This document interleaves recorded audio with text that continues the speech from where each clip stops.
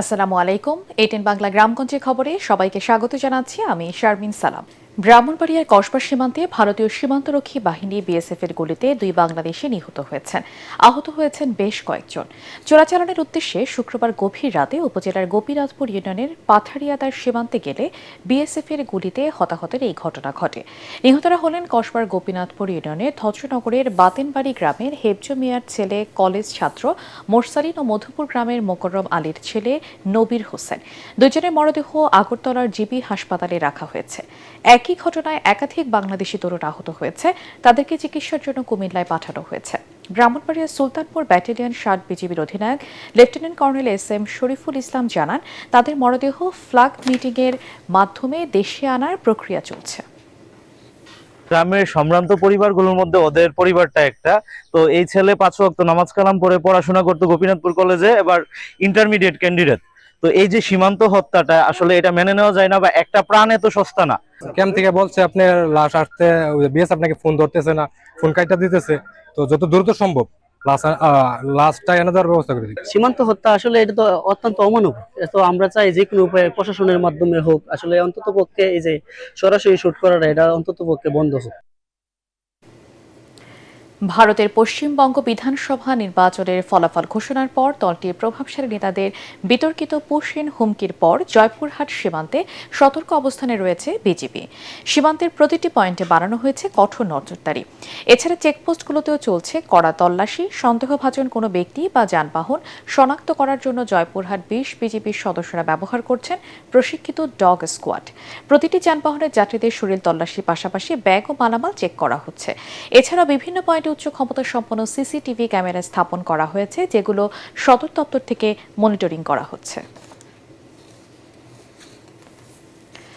বর্তমান সরকার একটি ভঙ্গুর অর্থনীতি নিয়ে রাষ্ট্রীয় ক্ষমতা গ্রহণ করেছে বলে মন্তব্য করেছেন জাতীয় সংসদের হুইপ ও নাটোর 2 আসনের সংসদ সদস্য অ্যাডভোকেট এম রুহুল কুদ্দুস তালুকদার দুলু।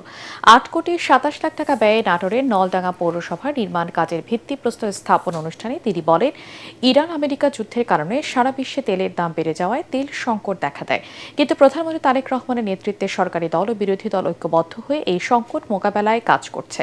এর আগে নাটোর সদরে দলিল লেখক সমিতির নবনির্মিত ভবনের উদ্বোধন ও মৃত দলিল লেখকদের পরিবারের মাঝে এককালীন অনুদানের অর্থ বিতরণ করেন দুলু।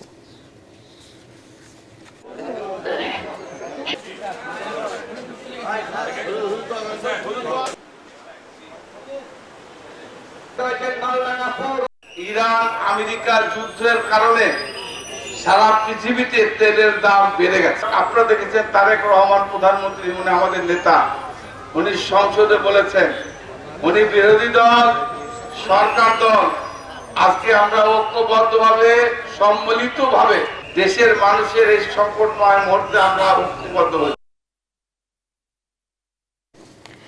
বিএনপি গণভোটের 84টি সংস্কারের পক্ষে হ্যাঁ বলেছিল, কিন্তু সংসদে এখন তারা উল্টো কথা বলছে, এমন অভিযোগ করেছেন জামাত ইসলামের সেক্রেটারি জেনারেল মিয়া গোলাম পরোয়ার।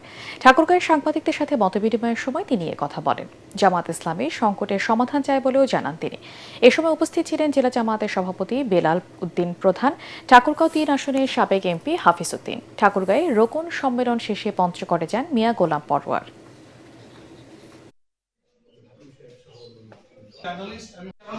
জুলাই সনদের কথা দেখিয়ে উনি বলেন আমরা অক্ষরে অক্ষরে মানব, এটার মধ্যে ফাঁকি আছে। মানে ওনারা 8টা-10টা গুরুত্বপূর্ণ সাংবিধানিক ব্যাপারে নোট অফ ডিসেন্ট দিয়েছেন, সেটা জুলাই সনদের বইতে লেখা আছে।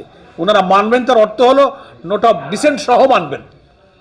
তাতে দেশের সাংবিধানিক সংস্কারের খুব গুরুত্বপূর্ণ কোনো পরিবর্তন হবে না, মৌলিক কর্তৃত্ববাদী শাসনই থেকে যাবে। সুনামগঞ্জের হাওরের পানি যত কমছে ততই বাড়ছে কৃষকদের ঋণের বোঝা। কাঙ্ক্ষিত ফসল আবাদ করে ঘরে তুলতে না পারায় দুশ্চিন্তায় দিন কাটছে তাদের। ধানের উপর টাকা এনে কিংবা বিভিন্ন সংস্থা থেকে নেয়া কিস্তির টাকা পরিশোধ করার সামর্থ্য বা সম্বল নেই তাদের। সুনামগঞ্জ থেকে এহসানুল গনি স্বজনের ক্যামেরায় মনির হোসেন তপুর রিপোর্ট।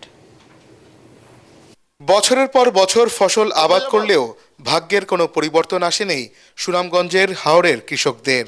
মোটা সুদে ঋণ নিয়ে ফসল আবাদ করে পথে বসার মতন অবস্থা অনেক কৃষক পরিবারের। যখন মানুষের টাকা আনছি তো দিতে আসলাম, যদি তারিখের পরে দিতে দেওয়া লাগে, ওই যে 2টা কিস্তি 50,000 টাকা তুললে আমি 2টা কিস্তি দিয়েছি না, একটা কিস্তি বাড়িতে নিছে আর একটা কিস্তি আমি বৃষ্টির মাঝে বীজ দিয়েছি। বিভিন্ন আর্থিক সংস্থা থেকে চড়া সুদে ঋণ নিয়ে চরম বিপাকে পড়েছেন সুনামগঞ্জ সদর উপজেলার দেখার হাওর এলাকার কিষানীরা। 5 কেজি জমিন করছি তো পানি নিচে গা, মানে আমি কিভাবে কিস্তি দিমু? আজকে কিস্তির অফিসার আয়া গেছে, আমি কিস্তি দিতে পারছি না, কইছে আরো 15 তারিখ দিতাম, মানে আমি কিভাবে দিমু?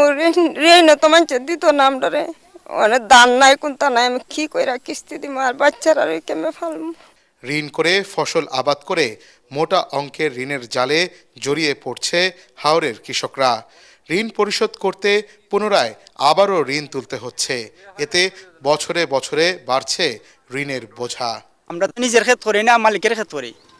তো মালিকের ক্ষেতটা করে আমরা শুকো আনি বা টাকা দিয়ে আনি, মালিকের টাকাটা আগে দেওয়া লাগে, আর শুকো যা আনি এখন আমরা দানটা আমরা দিতেইব।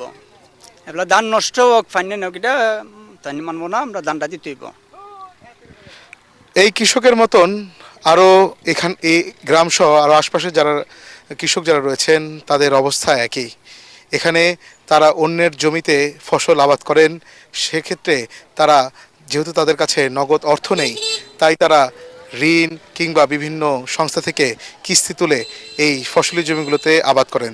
তবে এবারের বৃষ্টির পানিতে যেহেতু তাদের ফসল নষ্ট হয়ে গিয়েছে, তাই সব কিছু মিলিয়ে এখন দুশ্চিন্তার ভাঁজ পড়েছে তাদের চোখে মুখে।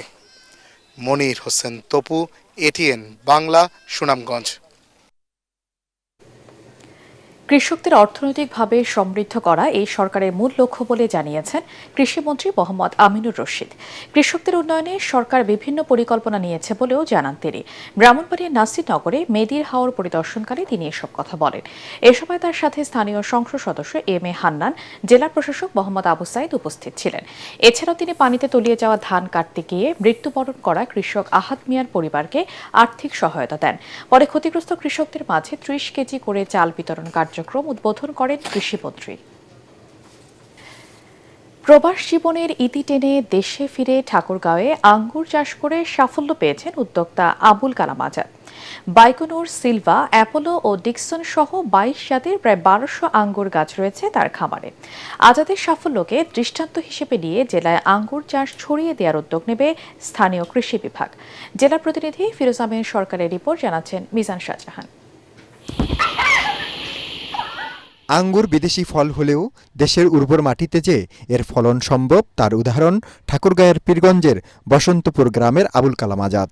সৌদির মরুভূমির প্রবাস জীবন থেকে দেশে ফিরে শুরুতে 5 বিঘা জমিতে কৃষি খামার গড়ে তোলেন তিনি, যা এখন বেড়ে দাঁড়িয়েছে 35 বিঘায়। প্রায় 2 একরের অব্যবহৃত জমিকে কাজে লাগিয়ে তৈরি করেছেন বিশাল মাচা, যেখানে শোভা পাচ্ছে 22 জাতের প্রায় 1200 আঙ্গুর ফলের গাছ। ফল পাকলে আগামী মাসের শেষ দিকে এক মৌসুমেই 8 থেকে 10 লাখ টাকা লাভের আশা করছেন তিনি। 22টা জাতের মধ্যে বাণিজ্যিকভাবে আবাদ করা কয়েকটা জাত, কিন্তু সবগুলো কিন্তু বাণিজ্যিকভাবে হবে না।